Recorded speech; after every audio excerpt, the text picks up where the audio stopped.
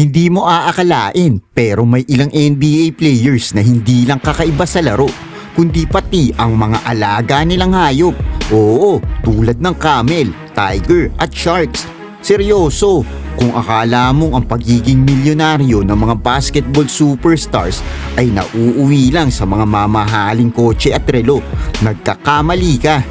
Dahil ang iba sa kanila ay literal na nagpatayo ng mansyon para sa mga ahas. Ang iba naman gumagastos ng milyon-milyon para lang sa isang alagang halos ikamatay na nila. Ito ang mga nakakabaliw ng mga exotic pets ng mga NBA players. Unahin na natin si Carmelo Anthony, isang future Hall of Famer, scorer sa loob at labas ng court. Pero mas nakakaloka ang naging alaga niya, habang ang karamihan ay may aso o pusa. Pero si Melo, camel ang napusuan. Oo, camel, yung may malaking umbok sa likod. Walang nakakaalam tungkol dito hanggang si Melo mismo ay nag-tweet at sinabi niya na lahat daw ay palaging aso't pusa ang alaga. Siya daw ay may camel. Di man malinaw kung bakit niya pinili yun. Malamang baka dahil ayaw niya sa pusa. Sayang nga lang at hindi niya na ito inaalagaan ngayon. Pero aminado si Melo, gusto niya yung pagiging iba ng camel. Isa talaga siyang original. Pero kung si Melo ay kakaiba, ganun din naman si Gilbert Arenas. Sa kanyang $3.5 million na mansyon sa Virginia, nagpagawa siya ng malaking fish tank. Hindi yung pang goldfish hindi rin para sa koi, kundi para sa mga pating. At hindi basta-basta fish tank ito, dahil pagpapagawa pa lang sa fish tank na ito ay gumastos na siya ng halos $1.5 million. At kung akala mo yun na lahat ang gastos niya, nagkakamali ka. Dahil kada buwan, $1,500 ang binabayad niya para sa maintenance guy at $5,000 naman para sa pagkain ng mga pating. Pero sa kabila ng lahat ng yan, hindi rin nagtagal ang mga pating. Ayon kay Gilbert, may barya raw na nahulog sa tangke. At dahil gawa ang barya sa copper, na-stress ang mga pating at isa-isa silang namatay. Biro pa nga ni Gilbert, hindi raw niya sinisisi ang kanyang asawa. Pero nagkataon lang daw na siya lang ang may access sa mga coins. Ayun, rest in peace sa mga pating niya. Isunod naman natin si Anthony Davis, isa sa pinakadominanting players ngayon. At noong 19 years old pa lang siya sa New Orleans, agad siyang pumirma ng $127.2 million. At ano ang una niyang binili? Isang unggoy. Hindi ito ordinaryong unggoy. Isa itong marmoset na pinangalanan niyang Mick. Inamin niya sa Jimmy Kimmel Show na naimpluwensyahan siya ng isang teammate na pumasok sa locker room na may unggoy sa balikat. Ang unggoy kasi ay gumagawa ng mga tricks, tapos nagpipikabo pa. Gusto raw ni AD ng ganon, kaya bumili rin siya.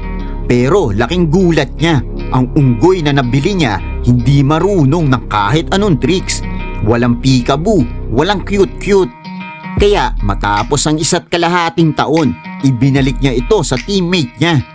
At least natuto siya ng leksyon, hindi lahat ng cool sa iba ay para sa iyo rin. Speaking of regrets, pasok si Ben Simmons dyan. Nung pumasok siya sa NBA noong 2016, rookie contract pa lang, $18 million agad ang kinita niya. Kaya hindi na nakapagtataka na bumili siya ng 2 Savannah Cats, mga hybrid na lahi ng Wild African Cats na may presyong $5,000 kada isa. Akala niya mabait at cute ang mga ito, pero nung dumami ang kalmot niya mula sa braso hanggang sa binti, doon niya na-realize na hindi pala to para sa bahay. Ayon sa kapatid niyang si Liam, nung kumuha si Ben ng isang Savannah Cat, ayos pa. Pero nang maisipan niya magdagdag pa ng isa, doon na nagsimulang magwala ang bagong alaga. Kumakalmot, nagtatago, at tila laging galit. Sa loob lang ng 4 hanggang 5 buwan, napilitan silang ibigay sa ibang may kakayahang mag-alaga. Sabi nga ni Ben, mali siya ng pusa na nabili. Ngayon, kung akala mo walang masihigit sa ganung level ng pagiging kakaiba, kilalanin natin si Dwight Howard.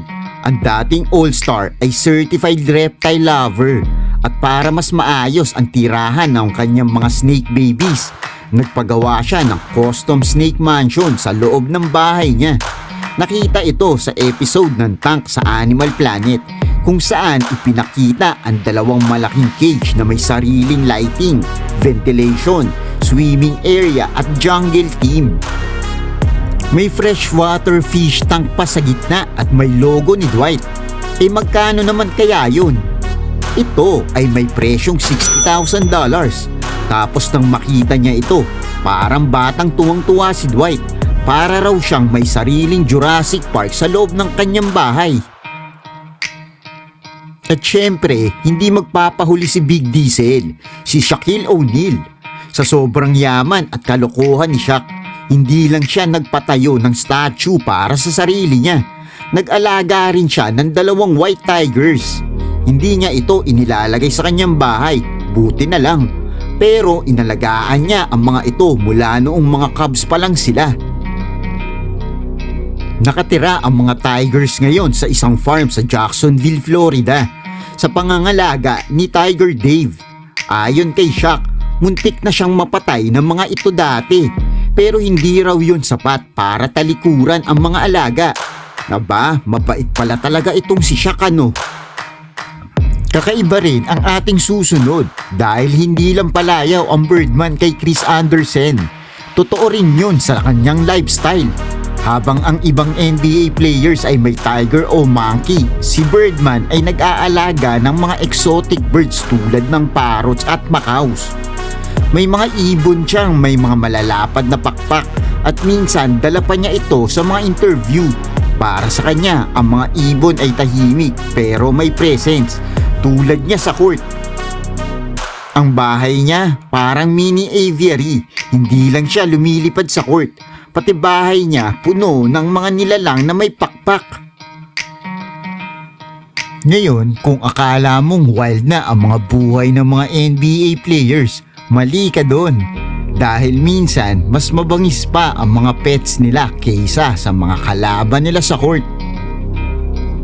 Kaibigan, iyan ang mga NBA stars at ang kanilang mga exotic pets.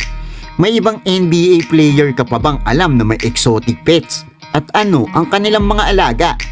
Kung nagustuhan mo ang ating video, siguradong magugustuhan mo rin ang mga ito.